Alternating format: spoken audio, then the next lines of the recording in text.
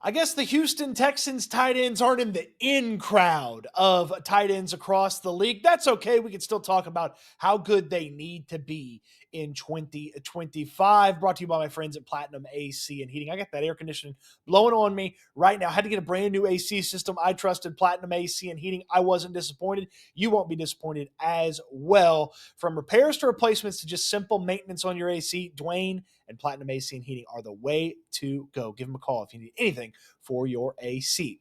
Tight End University is something that happens every summer. It is an event put together by retired tight end Greg Olson, almost retired, but future Hall of Famer tight end Travis Kelce, and one of the best tight ends in all of football, George Kittle. And they invite numerous tight ends from across the NFL to Nashville. And they get together and they hang out. And as the website states, it's about camaraderie and brothership and improving as tight ends. They all get to work out together. And I was perusing the list of tight end university attendees, and I guess the application for the Houston Texans tight ends got lost in the mail because there was a Cade, but it wasn't Cade Stover. It was Cade Otton of the Tampa Bay Buccaneers. There was no Dalton there. There was a Daniel, however, and there were two Lukes, but neither of them Luke Lache from the Houston Texans. So no Texans at tight end university this summer. I kind of get it, but I'm also a little bummed and annoyed because this is a good experience where some of the best tight ends in football all get together. And if there's just a little bit to glean from it, I would have loved to have seen at the very least Cade Stover and Luke Lache there. I get it with Dalton Schultz. He's a little dinged up in OTAs and minicamp. Maybe you don't want to put the wear and tear on going out there and working out in the middle of summer in Nashville. Brevin Jordan's still coming back from an injury. Irv Smith's kind of been down the tight ends of note, but there's a couple of rookies there. Luke Lache could have got an invite. Cade Stover might have benefited from it as well, but that's neither here nor there. How good do the Houston Texans tight ends need to be in 2025? Let's go through each of the 5 tight ends that they have on the roster and talk a little bit about what to expect and what they need out of that player. Let's start with Dalton Schultz, the highest paid tight end. And man, 2023, when Dalton Schultz got here after the Texans kind of just snagged him, when the market spoke to him that there wasn't a lot of money out there for him, 2023 was nice with Dalton Schultz. He had a really solid season. It was a contract year for him. He got a really big contract from the Houston Texans, man. Big money from the Texans. They paid him close to a top 5 tight end, hoping that, top 8, top 10 production was going to be there. In 2024, it really wasn't there for Dalton Schultz. A lot of his stuff from a counting stats perspective wasn't that far off from what he usually does. The tight end, or the touchdowns, for the tight end were way down.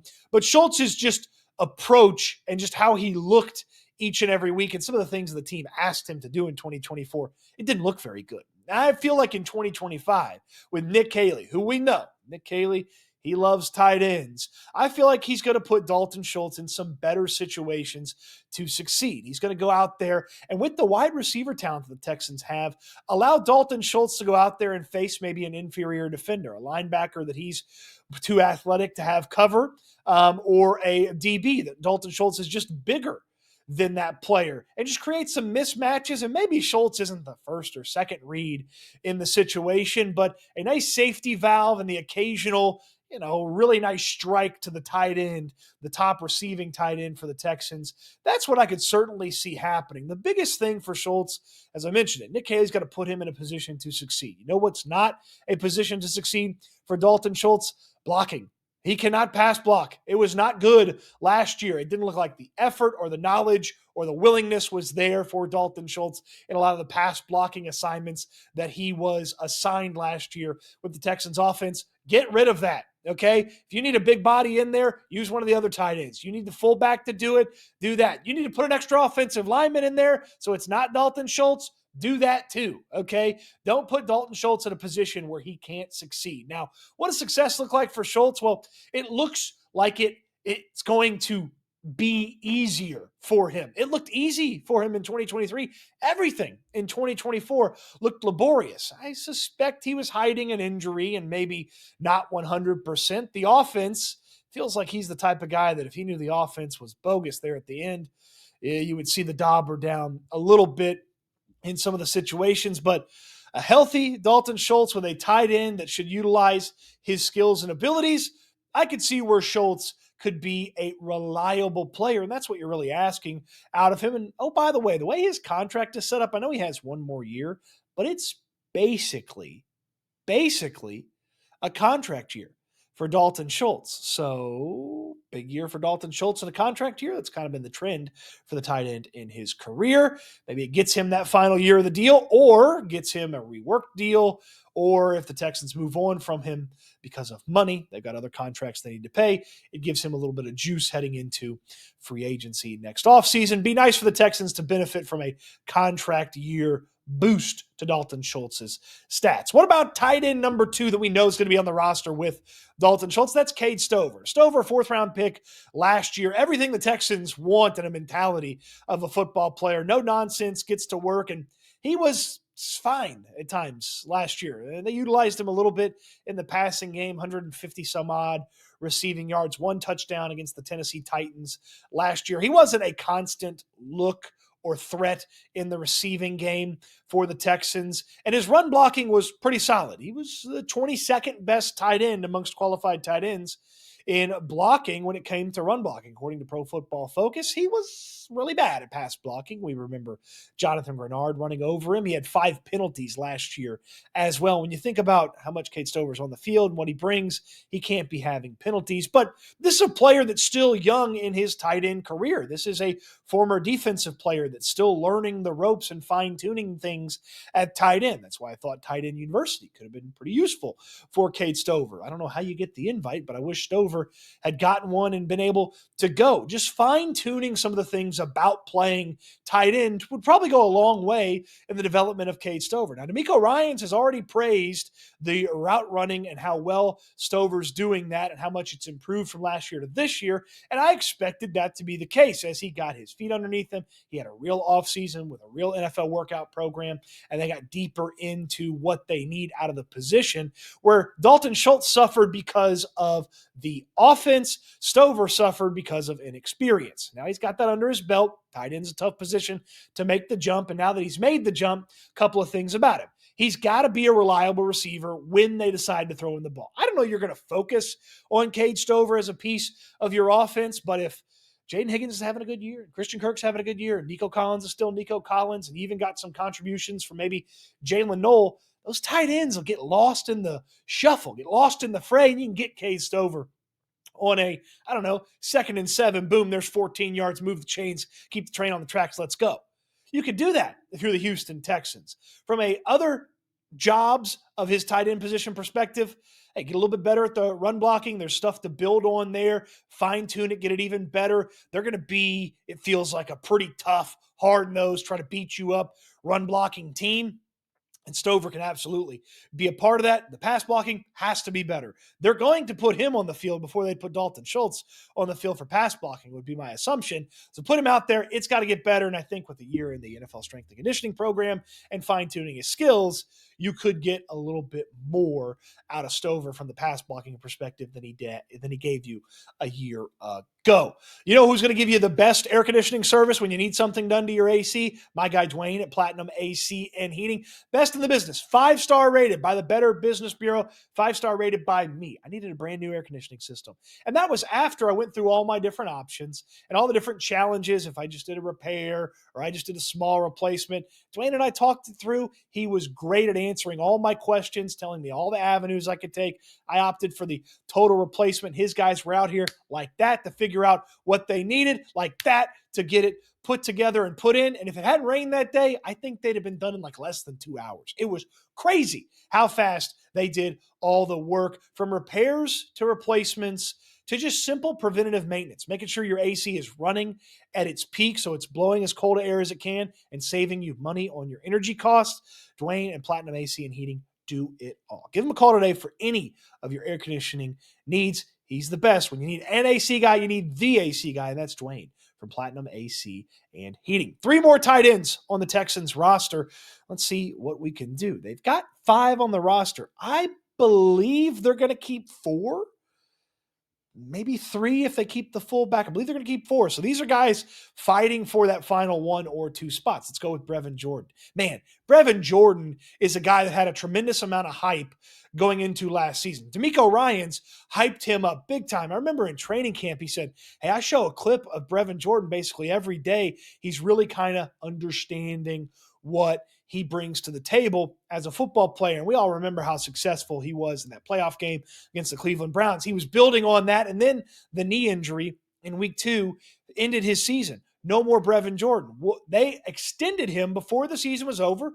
They obviously knew his knee was okay, that they would extend him. What does Brevin Jordan have bouncing back from that knee injury? If he's lost a little bit of athleticism, the intrigue probably goes down a little bit for me. But if he could bounce back to close to what he was or exactly what he was, he's a guy that's big enough that's hard for corners to defend him. He's a guy that linebackers can't always catch because of his speed and agility, and it felt like it had clicked for Brevin Jordan. It felt like that finally the switch had turned on for Brevin Jordan at the tight end position.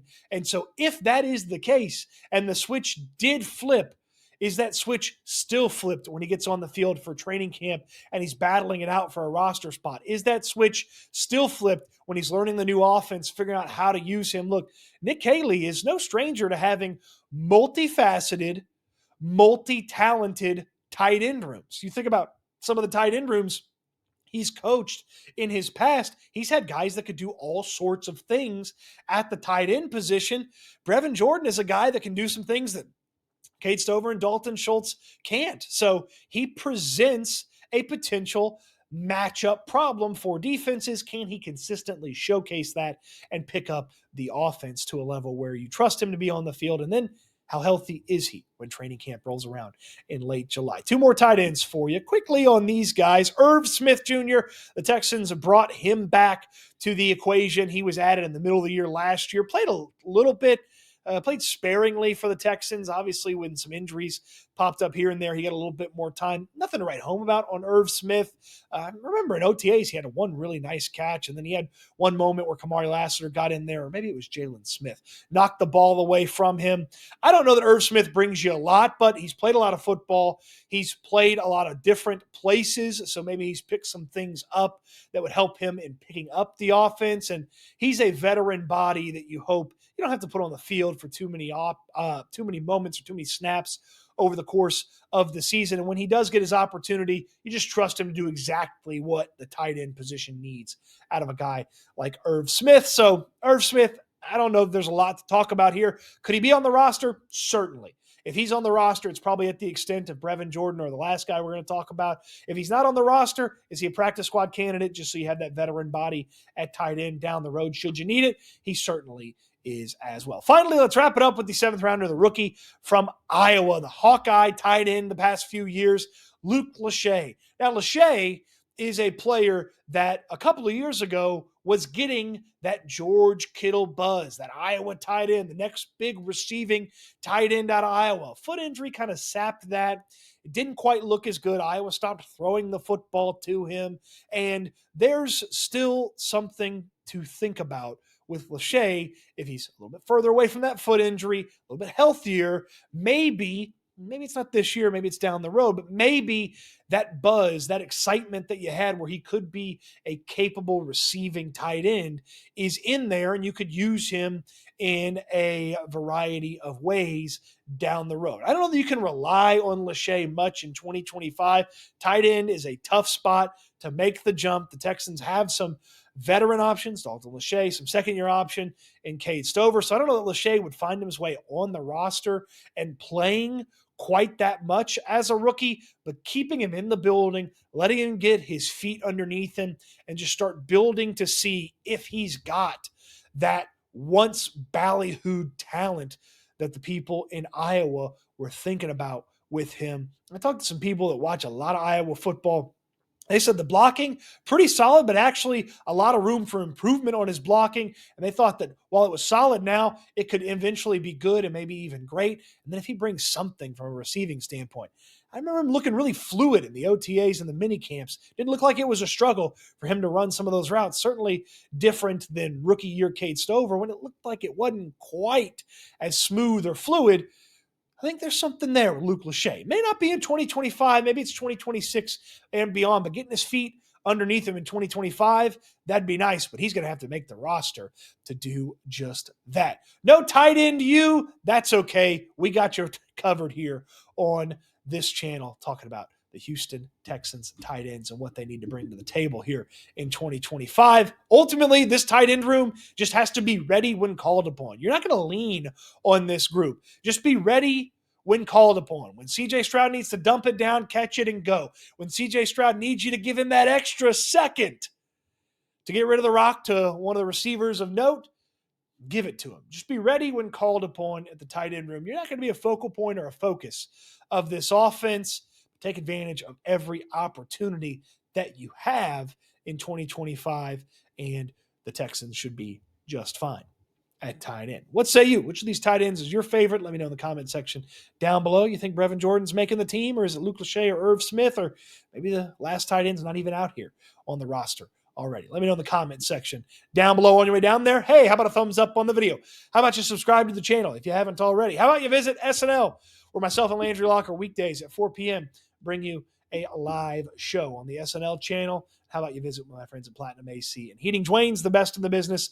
Super easy to communicate with, figure out what your options are, from repairs, replacements, to just simple preventative maintenance on your AC. Dwayne's the best in the business. Appreciate you watching the video. I hope you enjoyed it, and I can't wait until we talk Texans again soon.